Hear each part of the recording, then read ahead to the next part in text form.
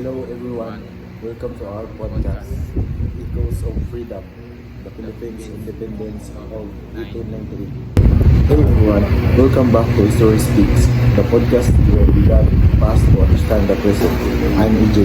And I'm Hamri, and today we're celebrating one of the most important days in Philippine history, June 12, 1819, the Philippine Declaration of Independence. That's right, it was a historic moment when the Philippines declared its independence from Spanish colonial rule after more than 300 years of colonization. Yup, and it all happened in Kawit, Cavite. General Emilio Aguinaldo stood on balcony of his house and proclaimed the country independent. That also when the Philippine flag was official unfurled and the national anthem was played. Fun fact, the anthem now known as Lupang Hinirang was originally a march composed by Julian Felipe. Lyrics were added later. Exactly, and get this, the flag that was raised that day, it was actually seen in the Hong Kong by Philippine exile. Talk about dedication. But here's where the things get a bit complicated.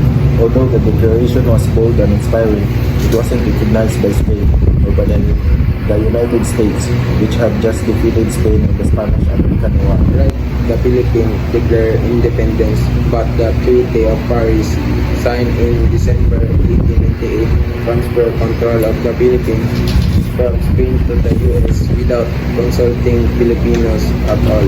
So while June 12 marked a symbolic victory for Filipino freedom fighters, it also led to a new struggle, this time against American colonization. The Philippine-American War would soon follow in 1899. Despite the June 12 remained deeply meaningful, it represents the spirit of resistance and the dream of a truly independent Filipino nation.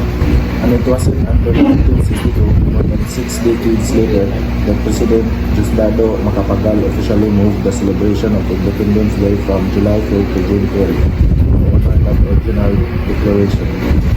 Such a powerful reminder that independence is just about a date. It's about the continuous fight for self-determination, identity, and freedom. Absolutely. So to all our Filipino listeners, maligayang araw ng kalayaan. Happy Independence Day. That's it for today episode of History Speak.